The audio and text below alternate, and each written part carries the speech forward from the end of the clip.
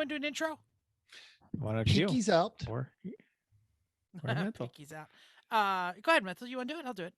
Sure. We're going to talk about trackside etiquette, not actually on track etiquette, but just maybe it's your new race, or maybe you're wondering why everybody's giving you the side eye every time you show up, or maybe there's just something you didn't know is kind of one of those unwritten rules, and maybe we get something wrong and you correct us and get a hold of us on there. But we're going to talk about just different tracks. You have limited space. One of the things that always drives us nuts is what right across from when we pay for the garage rentals, someone else puts an RV or a trailer there. No, that's not yours. So trackside etiquette. Yeah, hey, let me jump in because I'm going to go right off of what Mental just segued we with. When you arrive at he's put his Jeff pinky is up. Mr. Manners here. I am. Yes. When you arrive at a race, you're going to a race, you have to think of the paddock as the community you're about to join. In Lemons, it's a bit like Burning Man. We expect you to bring your personality, but also abide by the unwritten rules along with the written ones. And the first one is understand the paddock, what you're going to and where you're going to. Do some research. Do you have to reserve a power spot or a garage? Mental already mentioned the garages, the spaces right outside the garage is reserved for the person who pays for the garage. Some places like New Hampshire Motorsport and CMP in Pittsburgh, they don't have a ton of like power poles in the paddock. New Hampshire Motorsports, you have the garage spots are for the garage renters and they have power poles. But the rest are first come, first serve. But you need to pay for them, so don't just like show up and think you get power. Pittsburgh reserves the power spots, so if you're showing up at the track, it's probably too late. So if you need some power in the paddock and you see an open outlet, that doesn't mean you can use it. So please don't just plug into places, see if you can figure out if it's open to how to rent it so it is yours for the weekend, or ask politely, hey, can I plug into the side of your RV? And if somebody says no, they're not being a jerk. Sometimes it's really hard to manage the power in a paddock, and your coffee pot might be what trips that breaker all weekend. Yeah. Last race we were at, or a couple Pittsburghs ago, some jerk off showed up and just plugged his Tesla into our power pole. Road Caught Atlanta. on fire. That was No, different. that was different. The Atlanta one, we let him, and then it caught fire. Oh, the Atlanta one, it caught fire. Yeah, I'm talking about. Something tells me it's all the same jerk off anyway. I'm kidding. Yeah, It is. different Teslas, same jerk. Yeah. Let me do one more thing and then I'll pass it on and some people can talk about other stuff. It's the same thing with the spaces. If you show up and you take up a space, even all these large grassy areas, they're typically divided up with these power poles or camping markers. Take what you need, but leave room for others. RVs have slide outs and sometimes need that few extra feet. Don't save spaces for people who are, quote, coming later. You know what I mean? Like, if you have one car, basically use one camping space. If you have more than one RV, trust us, we pile like 3-4 RVs into like 1 or 2 spaces sometimes. But you might not have room for 4 RVs and 8 street cars and 3 trail. Here's another thing I'm going to say, and then you can go on, Mental. If your trailer only brought the race car and you don't need it anymore, it shouldn't be taking up the valuable real estate. Find a place in the back, find a place on the other side of the bridge. Like, there are plenty of good spots and not good spots. Sometimes you got to tell your friend, hey, go park over there because you're not going to use your car all weekend, or take the trailer in the tow vehicle over there and drop them, because the spaces near the track should be for the race cars and the wrenching and the sleeping and the living and all those other things. Because again, like Burning Man, you're probably not going to a hotel. Done. Go ahead, Mental. Well, and the thing about like saving space, if it's space that like is reserved your whole team, you've got a multi-car team, that's different. Or you're saving space for this other team that can't get there or get a representative there. No, because that like, that's like being the first person in line for concert tickets and saying, I'd like to buy the entire front two rows, please, because I know someone's going to want them later. Yes, I might have done Unless- that. Depending on who it is. And I usually have, if I keep space, I know who's coming. So I've done that because sometimes the first person at the track, But we know we've been who's- to places. But they all fall under the 3 p.m. banner. or affiliates. We've been to places where they set up like enough police tape to have like an entire football game, and then like Saturday morning nobody's there because they set up somewhere else or they decided not to come, and so. And I think this all is, I have two thoughts. One, all of the things you just said are very important depending on which paddock. Like Thompson literally doesn't have room for a person to drive to the track. Like there's a like a trolley that comes back and forth. Like you can't, or you have to walk. Like you can't actually drive there. So I think that's really important. Go ahead. I was gonna say park on the other side of the bridge. Right, Plenty of right. space. You have to walk. Like it's like, you know that you're not going to be able to get close. My other thought is the people that show up on Friday morning, Saturday morning, and they pull in with their normal day cars, their normal cars, and they park right in the middle of your paddock because it looks like an open space. Or they like to park really close and just say, well, this must be an open spot. Where we've been there for 2 days and it's not an open spot. It just happens to look like it's open because maybe somebody just left for gas or something like that. So I feel like there's part of it that when you show up and it's not Thursday night, Friday morning, maybe Friday afternoon, don't assume that there's an open spot just waiting for you.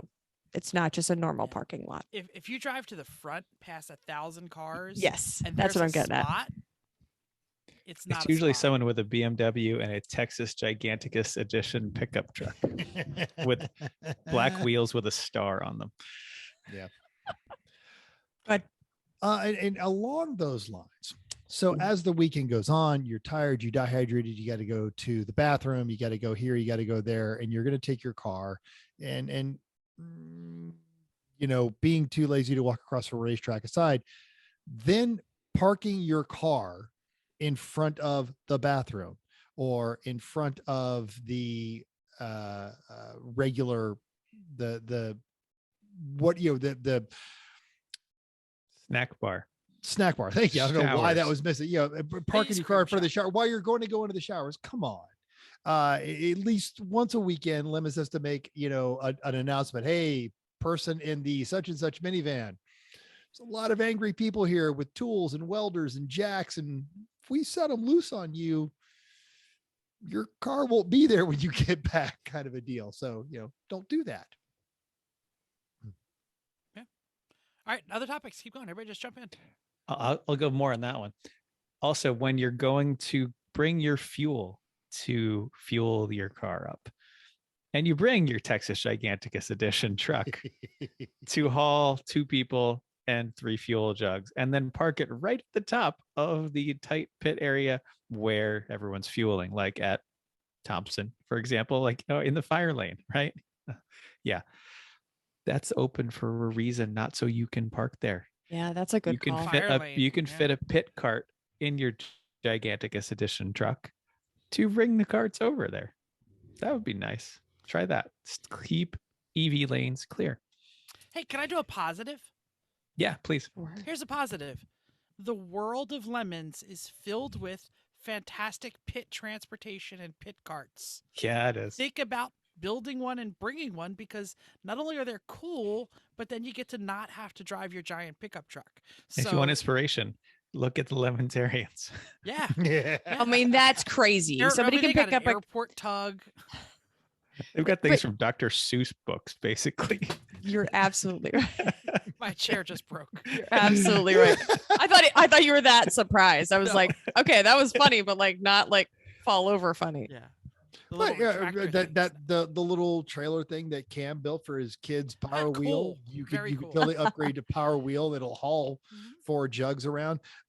You've got the collapsible garden carts that you can put on the back of a scooter. Do jet skis with a scooter under them. Totally safe. Skid steers. I don't know about airport Recommended. tugs. safe. Yep. Drill powered. If you can drill power a scooter, you're cool in the Lemons paddock. Think about it. Absolutely. Snowmobiles with rollers on the front. Those are big. We did that one, and then not we, but we had that one in Houston, and also the one that cracked me up. The Coyote Roadrunner 240SX used to run down a CMP, and they actually had The rocket. They had a rocket Wile E. Coyote style that you jumped on and rode around like an Acme mail order. That was excellent. Quick shout out to the dance floor and the picnic table. Yes. Fantastic pit transportation. Yes, Knox Vegas Lowballers had some excellent pit cruising. So yeah, bring your carts. Get funky, everybody. Mm-hmm. All right, somebody else say something. So we've beat the look. Space is always at a premium, even at a place at New Hampshire. Just if the thing you don't need is not there, make that thing, put it someplace else. I understand a competitive spirit, especially on the track, but there's a point of taking it too far. And if you're listening to this podcast, and this goes NASA, SCCA, if you're one of those, I'm not here to make friends, I'm here to win, leave. You're in the wrong place. All right. I have been at highly competitive NASA weekends. I've been at Vera weekends and SCCA, and of course, the 4 or 5 different versions of this endurance type stuff. And if you want to be like super serious racer person on the track, awesome. But there is just no need to be that aggressive and offensive in the pits, in the paddock. Yeah, I'm not here to make friends. Good news. You're not. But just, you can be competitive, not be rude. Chrissy. I have the one story that just came to my mind. I was thinking it was an HPD, but it may not have been. It might actually been the Summit Point when we went AER maybe. But when the Cadillac parked in the middle of, they died, Yes. and they parked in the middle of the street and With stayed Summit there. Point, AER, Yes, absolutely. right. All And weekend. they stayed there. They died. They couldn't fix it, and they were in the middle of the driveway. And we were like, we really do. And they were right across from our paddock. So like every time we tried to pull a car out, it was in the way. So things like that, just where you think about where your space is, where you are in your space, and you might be in somebody else's world, might be in the way. Let me jump on something Mental said about, you're coming here to join the community and you should be friendly out. The second the checker flag flashes and we're not actively racing, be social. Go talk to people. Have a good time. Share a beer. Go find the guy that you slightly cut off or maybe cut off a lot. Bring him a beer and say, dude, sorry. Like that goes a really long way in paddock etiquette. If you did something on the track, even if you screwed up, you spilt your oil, you needed to borrow something, got to talk to the people around you, walk around, make friends. This is what I was going to Preferably- go on. This Oh, is go on. perfect, Jeff. Go Yeah. on. No, you're absolutely right. If you had a good time racing against someone, like you were going back and forth a few times, go find them, say hi. It's nice to know the people who you just had a good time racing against. You might make a new friend that way. Yeah. And like you said, if you screwed up, sorry. Oh, apologies. It goes a long way, I think, to keeping everyone positive and happy and knowing you weren't just being a jerk. Something happened. Okay. And you're going to do something about it. That's great. But just especially once your car is fixed, especially grab a beer, take a walk, see who's around. You can, like, at this point, we've been doing this for so long. We can walk around, and I can't even make a lap of the paddock in an evening because I find so many people to talk to. But That's how Jeff just like leaves and misses dinner and pictures and things. He's just Yeah. like, oh, what are you doing? Never miss dinner. Always miss the picture. I I will. don't know. Sometimes you've been late for I'm dinner. rubbing my belly off. And I think lemons, specifically lemons, is so much more. They have taken this to its own very special level, but it's not inherently unique. It's just the best, really. But one of the things I love about the Vintage Auto Racing Association out here is they're the same way. There's going to be a circle of chairs by somebody's trailer. There's going to be a fire if it's late at night, and people bring over 3/4 of a case or half of a bottle of something. And you just sit there and bench race and talk about nothing. Even this past weekend, a trophy performance here in Las Vegas, they do a lot of the prep work for the higher end guys at PCA. And the owner always shows up with one of these giant race semis, stacker car hauler thing. And he's got some of his clients' cars, and he's there, supporting other clients' cars. Always goes out, buys like 4 pizzas from the pizza place down the street in Pahrump, and either in the clubhouse or this past weekend, just sitting around in a big circle of chairs, just chatting, getting to know people. After the food was gone, I went to the RV, got the dogs, brought the dogs out. And then of course they were being horribly neglected by people who hate dogs. So I'm sure they were mad. They were like, Dad, there was pizza earlier. I could smell it on the ground, and I found a random pepperoni. Yeah. Why did you wait until the food was gone? Yeah. And don't just look for the people who are standing or just sitting around. Look for the people who look like they might need some emotional support or a helping hand too. Especially, you can kind of tell the people that might be in a little over their heads. Maybe you know something they don't. Maybe there's a tip. Maybe there's just a technique. Maybe a tool you have can help them out. Give it a try. And at the very least, you commiserate with them, wish them the best of Hand luck, them a beer. and move on. Ask them what they're drinking. Move on. Right. See if they need a snack. Maybe you guys have a huge spread in your paddock, and they just look like the people that have been wrenching for hours, and they're just so greasy and dirty and disheveled and distraught and sad. And someone hands you a hot piece of food or a cold beverage, and isn't that the nicest thing ever? Wouldn't you like to be the cold beverage fairy to some poor soul? Yeah, that you too can be 80% party, even if you're not 40% cold. And I've, being from the South, I've actually discovered foods in a paddock. People walk by, oh, I'm cooking this. The League of Legitimate Nigerian Businessmen are actually, they had the penalty at Pitt where they made you make pierogies. They're like, but of course we've already got good pierogies made because we take our pierogies very seriously. Apparently Chris. so. And I want to point out some people who regularly do this, and I think it's a great thing they do. Soggy with his bacon and cheddar bests. I mean, everyone's like, oh, bacon and cheddar bests, and that's so great, and that's a wonderful thing to do. The gin and tonic guys in the Northeast, they have their Audi Coupe GT, and they walk around just making gin and tonics for everybody with a variety of different gin. That's just a nice thing to do. Moscow mules. I was going to say that. Yeah. So and I'm sure there's plenty that I'm forgetting. We drink out of the mannequin. Do you remember what that was? Whatever it was. I didn't drink it. It was that good, apparently. I didn't even try. A bit sexual.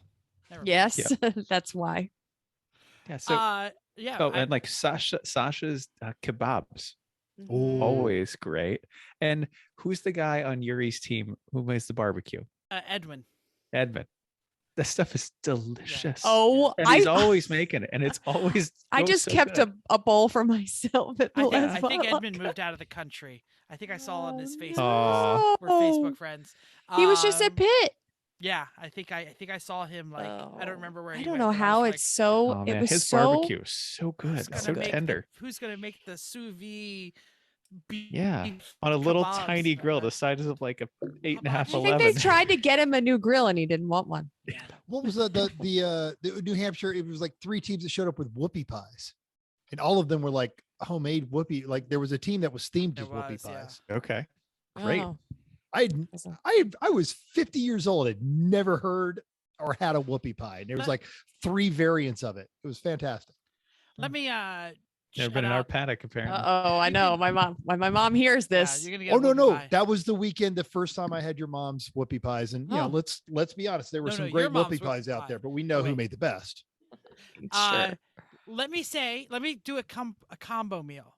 You can show your personality, have a cool pit vehicle, and be the cold drink fairy like Duff Beer.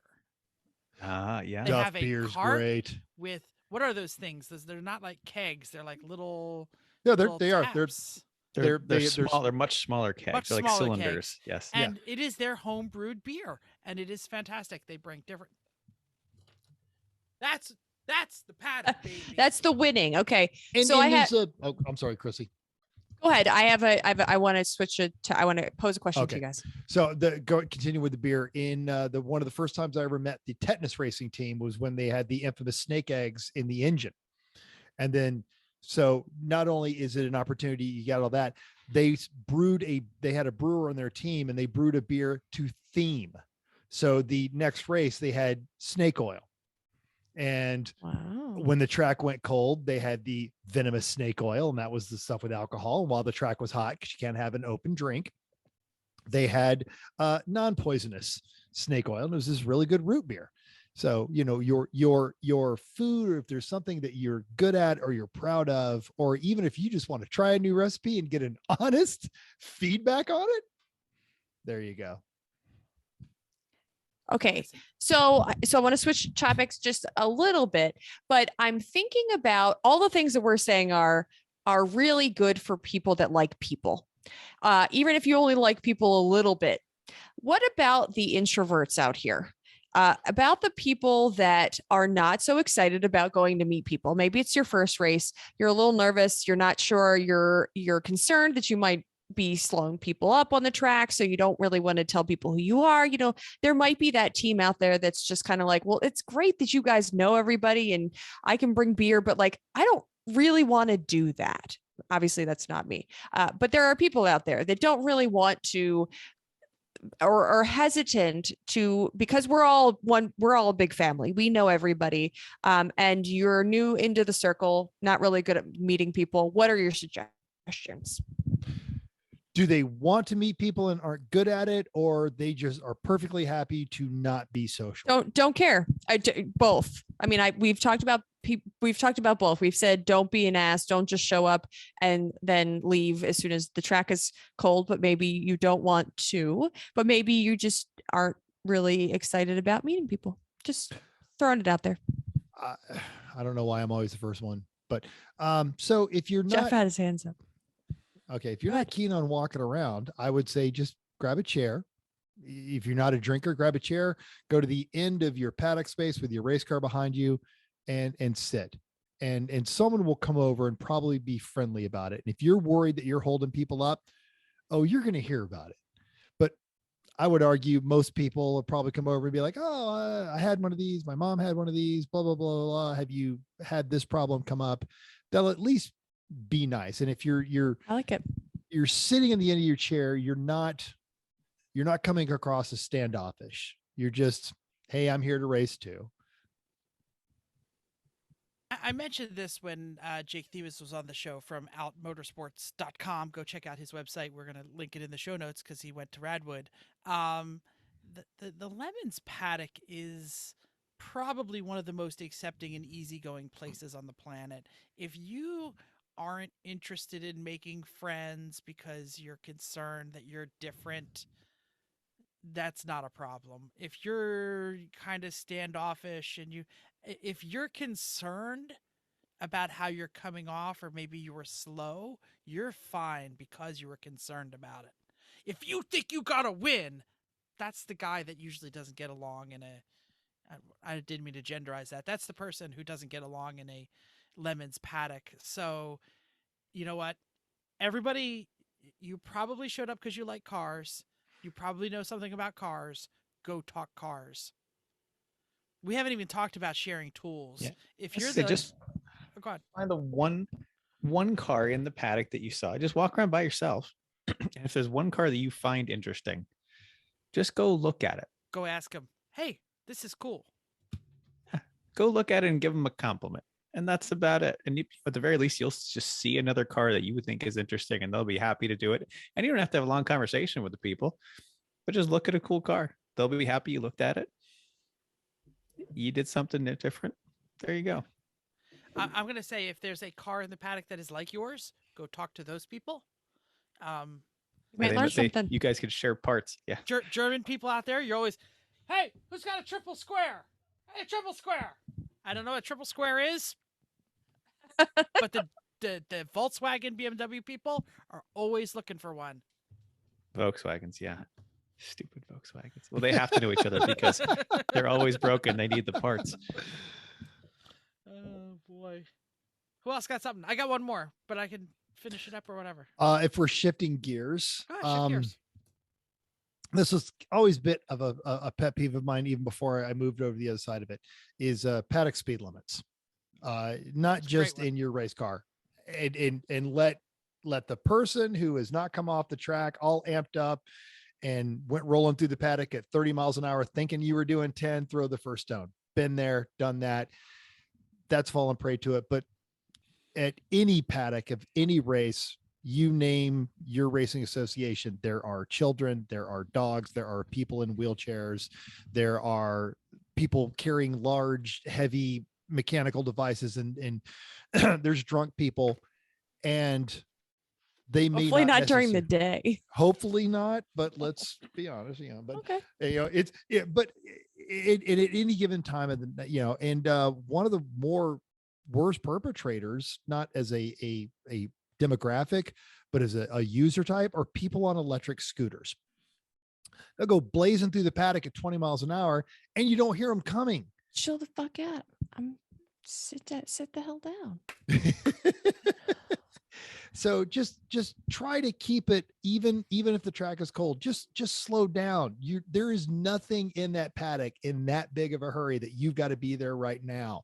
And you might miss something cool. You might drive past a cool car or see some, oh, I need one of those tools, or oh, that's so and so. I wanted to go and tell them great driving.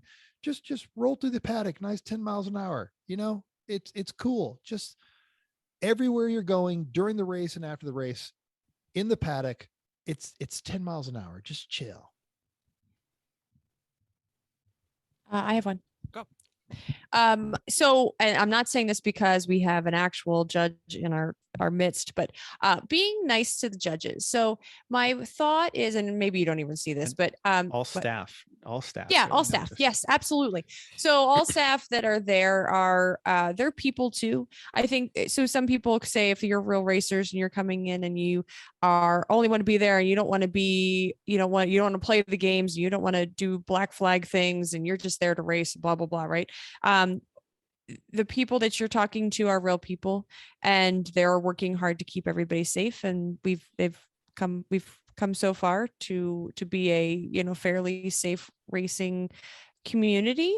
So and you give them, if you bribing is a real thing, but also if thinking about if they need lunch. I mean, we usually bring them lunch sometimes, but there's plenty of times I think, I don't know if Jeff has, but at least the three of us have judged, and there's plenty of time when you're at a track and you can't stand up to get a drink, or you just wish you knew where some coffee was. Offering things like that to people are right. So I always bring everybody coffee, and just because usually we're close, but it's nice. It's a nice thing to just think about. If you're going to Dunkin' Donuts, maybe get some coffee, get something for the people that are going to be sitting there, because they are working really hard to allow you to have fun, and they're real people too. So Dale and Ken will take coffee almost anytime. Yep. And whoever's an amazing amount. Yeah. Whoever's working in the tower can't leave. So getting some lunch brought to them is really, really appreciated. Yeah, that's usually it's Rich on the East Coast, and actually Rich on the West Coast too, or Mike Gritter. Yeah, you're right. Tower if you have people. extra, Yeah. I usually go talk to Kim, figure out how many people are where, and you just figure out how you can deliver it. And then you bring a couple platters and make sure you bring forks and knives and stuff like that for them. But it's really nice to be able to reach out to them like that. Especially if you've got extra stuff, it might take you some extra time and an extra effort, but it's always appreciated. And if you're a bit introverted, but you just kind of want to expand yourself a little bit, Ken is a great person to talk to. Dale's awesome, but everyone's going to come talk to Dale while he's talking to you. And Ken is like the low key Dale, and they both have such great racing stories. If you want to learn just Bibles full of truth about how life operates, have a chat with Ken or Dale. Hand them a cup of coffee or hand them a, they're Or both water. Scotch people. Coffee, water, coffee, Yeah, water, coffee, coffee, water. water. Yeah. Alcohol after the flag. After, yeah. And they, you will learn so much. Cool. Let me switch another gear here. I want to talk about fluids, the kind that you leak, not the monkeypox kind, the kind that leak from your car. Here's the deal. Fuel. Fuel should not be stored inside any of the garages or really inside anywhere.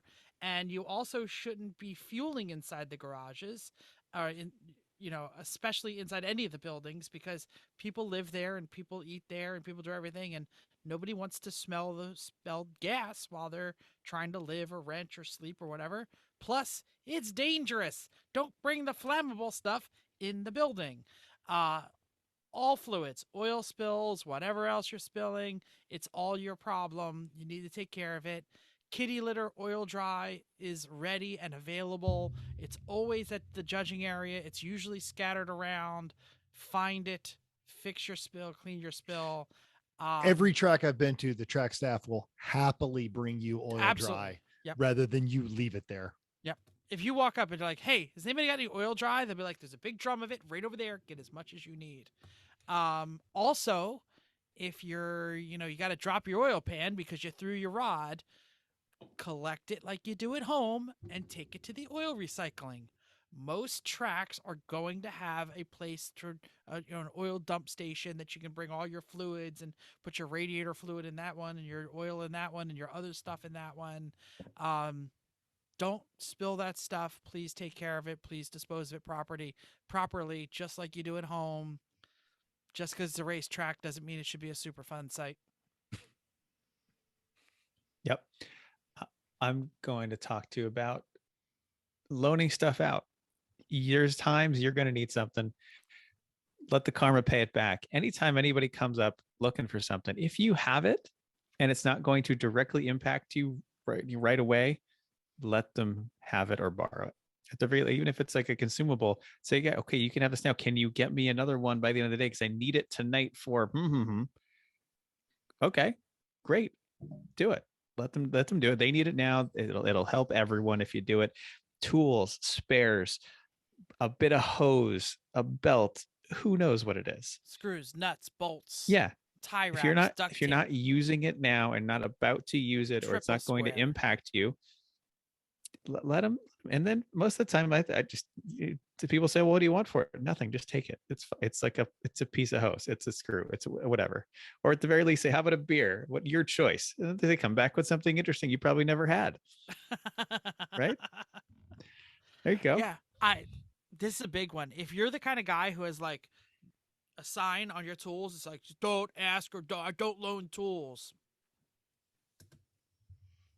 This might not. Well, then you probably are still making payments to your Snap-on dealer. I went to a friend to pick up the Scout trailer from his auto mechanic shop, and the Snap-on truck was there. And I said, "Should I call the cops? You're getting stolen from." Assaulted. One of my favorite stories was the AER race. It was at Mid Ohio, and one of the teams the engine blown up, and they were wrenching on it till like 3 o'clock in the morning. And they're like, all right, we're done. Let's go get some sleep. We'll hit it again in the morning. And they showed up the next morning, and their paddock was clean and organized, and all the tools had been polished and put away and put back in the drawers, which really unsettled them because he was never one of those kinds of people. And then there was 4 cups of coffee that were sitting on the bench. And what it was is the team had actually forgotten their tools, and they walked over there and they're like, okay, these guys aren't here. I'm just going to make a judgment call. We're going to borrow their tools. We're going to do what we got to do to get our car back on the racetrack, and we'll leave them some coffee. And because they, had used their tools, of course, they cleaned it up and gave it back. It's that give it back better than you got it kind of mentality. And when they're like, okay, it was none of us, because none of us would have ever put the tools back, much less clean them off and put them in an organized space. That's good. That's good. Hey, there's a lot of things we can say. Do we want to maybe just do like real short ones and then wrap it up, everybody? Sure. Go ahead. Don't leave big stuff. Transmissions, tires, your go-kart, your track sculpture, whatever it is, your skid loader, Jet skis. jet skis. That stuff's got to go home with you. That blown over easy up. Yes. Yeah. We didn't talk about Sutton and Sploden. Go for it. So we made the rule of why we couldn't do Sutton and Sploden. We didn't make No, the rule. part of the We were caused the part rule. of the rule of why this was banned, why you couldn't have fun scooters and do fun things for a long time. They brought it back because they decided maybe we're more adults now and we seem to be doing okay. Yes, no, we are. We haven't killed anybody. We haven't, nobody's gone to the hospital really. And if they have, it wasn't because of Sutton and Sploden. Anyway, just behave yourself is really what it is.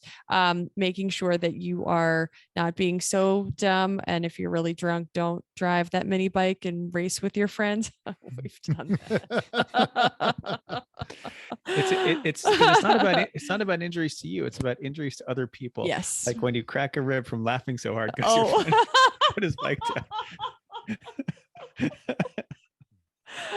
Oh, things like that. Those are real injuries, people. Air quotes, be responsible, whatever that means to you. Okay. Mm-hmm. Anything else? Say, I've seen this at a lot of different levels. Folks show up, oh, we've got this experience or we've got this car, yeah, we're going to win. You're not going to win. Just go ahead and just drop that one. Just throw that one out there right now. You're not going to win. You don't have a secret. People have been racing cars since the 1930s. And since the second one was made. Yeah, since the second one was made. You haven't discovered something that everyone else doesn't already know. You might be a hell of a driver. Your whole team might be a hell of a drivers. You might be incredibly gifted wrenches, and you might actually show up and run a perfect race. And as we always say, that just gets you the lottery ticket. So you can be competitive, but don't walk around there like you've already got this race stitched up, because I absolutely promise you don't. Amanda will beat you. End of story. Unless she doesn't. Unless she, yeah. And Amanda, she's like Verstappen. She breaks or she wins. Right. And she doesn't walk around like she's, super, driver. And yeah, that's a team that does have it all figured out. And yeah, they're E36s. Yeah. I'll leave it with one last one. When you're in the penalty box, shut your car off if you can. Thank you, Chris. If you can turn it back on again. Right. Sometimes you really can't. Like, okay, got it. Fine. But most people can. Just shut it off. I forgot one. Come to the potluck. Woo! Yeah. Bring food because there's Not a potluck. half-eaten pizza. Right, New Jersey. I just posted the post with the shared Google Doc. We are having a party. 3 p.m. is going to be doing a lot for because we're going to have the band. Yep, we're gonna have live music and the so make sure you bring your food for Saturday. What's the other team that's Zero Energy? Zero Energy, yes. Yes, they are running most of it. I'm just doing the organization like last time. So and if you abide by my rules, I won't bite your heads off. No, we'll be much more organized next time. It's just how it went down. Bring some I'll be there food. to help this time. Sign up if you can. If not, if you forget, don't worry about it. Just bring some food. Please not tubs of potato salad because I literally think we still had 6 of them last time. So if that's what you're reaching for, pick something else. So come to the potluck, bring food, not a half-eaten pizza, half-eaten pizza or open bag of chips, please. Great. If you don't know what food, plates, napkins, look on the spreadsheet. They'll have it all figured out. Yeah. Already Beverages. Great. There's beer ? This is awesome. but I'm sure we forgot a lot. I'm going to offer to our listeners. Please hit us up in the comments down there in the doodly doo, or send it to our Facebook or whatever. What is the trackside etiquette that you think more people should know, or the new people should know, or the old people should know, or the SCCAMFers should know? Tell us all about it. Trackside etiquette.